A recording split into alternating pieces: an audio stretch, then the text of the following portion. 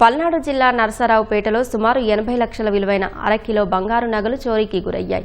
రామిరెడ్డిపేటకు చెందిన medical wholesale వ్యాపారి నల్లమోతు శ్రీనివాసరావు కుటుంబంతో కలిసి శ్రీశైలం వెళ్లారు. తిరిగి వచ్చేసరికి తలుపు గడి పగలకొట్టి ఉంది. లోపలికి వెళ్లి చూసేసరికి సామాగ్రి అంతా చిందరవందరగా పడేసి ఉంది. వెంటనే పోలీసులకు సమాచారం ఇచ్చారు. శ్రీనివాసరావు ఇంటిని పోలీసులు పరిశీలించారు. క్లూస్ టీం కొన్ని ఆధారాలు సేకరించింది. ఇంట్లో ఉంచిన 1/2 కేజీ బంగారం చోరీకి గురైందని ఫిర్యాదు చేశారు. ఇంటి పరిసరాల్లోని సీసీ కెమెరా దృశ్యాలను సేకరిస్తున్నారు. 6:15కి మేము శ్రీశైలం వెళ్ళాము.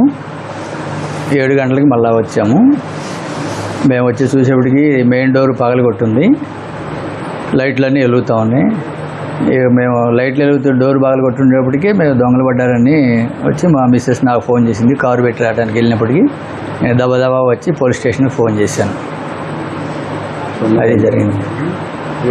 సుమారు 1/2 కేజీ పైనే ఉంటుంది. రామిరెడ్డిపేట శ్రీ చైతన్య జూనియర్ కాలేజీ పక్కన నల్లమోతు శ్రీనివాసరావు గారి వాళ్ళ ఇంట్లో ఒక దొంగతనం జరగడం జరిగింది. మెయిన్ డోర్ అనేది బ్రేక్ చేసింది. లోపల ఉన్నటువంటి సుమారు 1/2 కిలో బంగారపు వస్తువులన్నింటినీ కూడా గుర్తు తెలియని వ్యక్తులు దొంగతనం చేయడం జరిగింది. దాని మీద ప్రస్తుతం దర్యాప్తు జరుగుతోంది. కేసు నమోదు చేశాము. అన్ని రకాలుగా ఎఫర్ట్స్ చేస్తున్నాం. త్వరలోనే దొంగను పట్టుకొని పోయిన బంగారాన్ని రికవరీ చేయడం జరుగుతుంది.